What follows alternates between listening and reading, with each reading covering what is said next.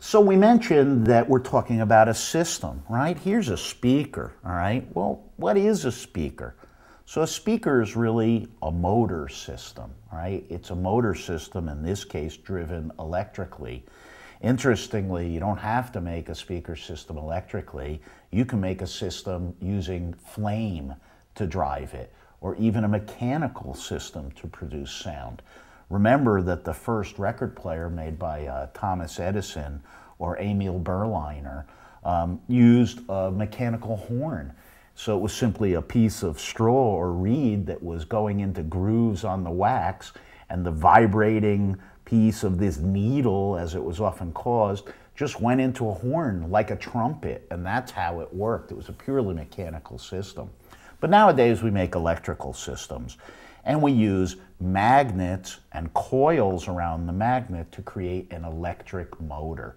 One of the important things for people to learn about, if you want to understand this stuff, is the right-hand law of magnetism, and that is that wherever there's an electrical current, at right angles to it, there's a magnetic field generated. So when we send electricity through the coil, it generates a magnetic field. If we put a magnet that's within that magnetic field, what happens? Well, we know that north and south magnets attract each other, but north and north magnets push each other away. So as the alternating current from our AC systems in the United States works back and forth, the magnet and the coil structure is attached to the actual cone of the speaker, and as the magnetism reverses polarity, it goes in and out and in and out, and that's exactly how the speaker makes sound. But what about that speaker? Well, there's a lot of factors in it. What's the material made of? Is it a cone? Is it a dome? Is it made of paper? Is it made of carbon fiber? Is it made of Kevlar? Is it made of plastic? Hey, you suddenly realize you've read all about those claims. You've heard about neodymium magnets. What are those? Are they better or worse? The truth of it is it all just depends. It's up to the designer of the loudspeaker system. And the materials we use, the physical weight of the speaker driver, will determine how easy or hard it is to push it in or out. And how well and how rigid is it will determine how well it reproduces at different frequencies. Again, there's an awful lot to understand, but you don't have to cut through all of that. You just go ahead and listen to the thing with music or soundtrack that you really know and like, and your ears will do the talking for you, and we can try and help you here to understand the terms. So one of the things that a lot of times companies point out is the power in their system. Now, like horsepower in a car, it's very much the same sort of thing. Power, which is expressed in watts, is telling you how much power this integrated powered system has to drive the speaker driver itself.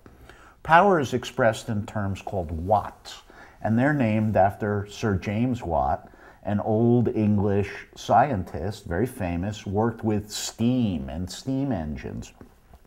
Originally, Mr. Watt wanted to explore what work meant. That's literally what it is.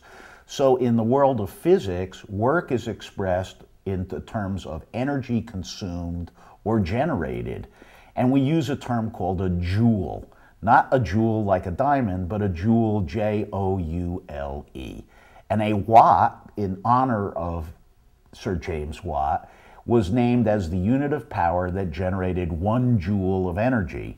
However, we express it a little bit differently in electrical terms. We say that 1 watt of power is equal to 1 ampere of current times 1 voltage of electricity. Now, what do those terms mean? Voltage is the speed at which the electrons or the electricity is flowing, and amperage is sort of the current or the size and strength of that river of electrons. So you would think that more watts are better. Well, sometimes they are, but not necessarily. It's the equivalent of, would you put that big 400 horsepower Hemi engine to drive your little kid's Barbie Jeep. Probably not. It would be way too much, too heavy. It would probably strip the gears, and the excess power would be wasted. You'd spend a lot of money driving the engine for very little utility. So we go back to the fact that these things are systems. The amount of power for them is determined by the characteristic of the speaker driver itself and how loud we want to get it. So there is no one right answer for how much power there is. What we're trying to do is to get the character of the music to be really wonderful, even, nice frequency response, as we talked about before, and enough power to generate enough sound or sound pressure level to satisfy you in the listening environment you want. We'll take a look at that next.